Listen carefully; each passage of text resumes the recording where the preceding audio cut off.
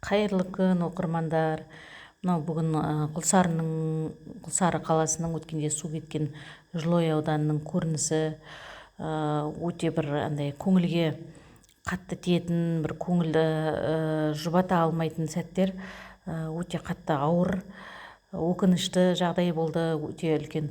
Мынау сол Құлсарының көрінісі. Біздер шығып бара жатырып түсіріп алдық. Мынау Құлсары дейтін сауда үйі, строительный магазин.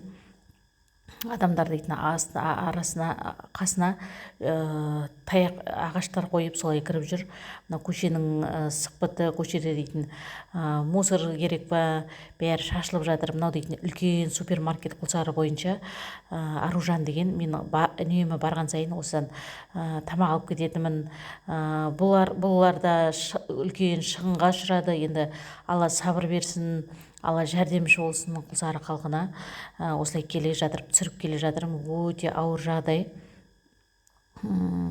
Бұл оң жақ беті, мен оң жағынан түсіріп келе жатырмын. Мына жерде енді дейтін судың ішінде, әрбір үйдің бәрі осылай судың ішінде қалып қойған. Судың көлемі мына қақпаға дейін келген, 1,5 метр, кейбір жерлерде тіпті 2,5-3 метрге дейін жеткен жерлер бар екен. Енді мына көрсеңіздер, мына жерде қақпадан асқан судың несі деңгейі өте ауыр жағдай. Кісі өлімі де болды, кісі шығыны да болды. Бұл жерде трактор ауып кетіп, 2 адам мерт болды. Одан кейін әкелі балалы бір үйдің жандары қайтыс болды. Өте ауыр жағдай. Енді апат айтып келмейді, Алладан келген сынақ, бірақ арты қайырлы болсын деп тілейміз. Енді Құлсары халқының қазіргі мұңы, жүректеріндегі ауыр дерті енді баршамызға аян. Енді баршамыз Алладан сабыр тілейік, дұға тілейік. Мына жерде дейтін тіпті үйлер жермен жексен болып,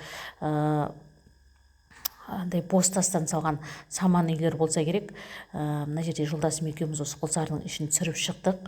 Мына жерде дейтін 2 жағы тола су. Мынау жаңағы Аружан дейтін супермаркеттің артынан келе жатырмыз біздер. Осылай мына жерде дейтін адамдар өте аянышты. Адамдар үйлеріне кіріп, енді барынша құрғақ суға кетпеген-ау деген заттарын шығаруға тырысып жүр. Бірақ үйде қанша дегенмен иіс қалды. Канализацияның қаншама күннен бері мына судың күн ысығаннан кейін испарениемен мына судың иістері бәрі дейтін қалып қояды ғой деп ойлаймын мен өзім басым. Ештеңе алып керек емес қой деймін. Бұл жерде енді үкіметтен бәленбай сом қаражат бөлініп, осы Құлсары халқына өздерінің ойынан шығатындай етіп, енді баспаналарын салып берсе екен деген тілегім бар.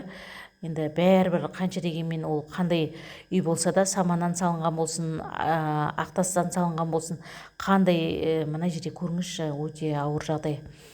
Судың көлемі, деңгейі қандай жерге жеткенін айтпағым. Енді әркімнің өзінің баспанасы, өзінің ыстық ұясы, әркімге де ыстық. Енді Алла сабыр берсін деймін, енді басқа айтарым жоқ. Мына жерде енді бір бомба тастап кеткендей, осы Құлсарыға бір соғыс болғандай өте аянышты жағдай. Енді осылай шығып бара жатырып, түсіріп бара жатырмын. Мына жерде енді бал соқты, енді жігіттер, обалдың керек солдаттар келді, бірақ сол балға да қарамай су өзінің деген жасады. Мына жерде жолдасым екеуміз түсіріп бара жатырық. Үйлер дейтін жермен жексен болып құлап кеткен. Өте аянышты жағдай. Мына Құлсарының қазіргі жағдайы. Енді Алла баршамызға сабыр берсін, тек жақсы дұғада болайық.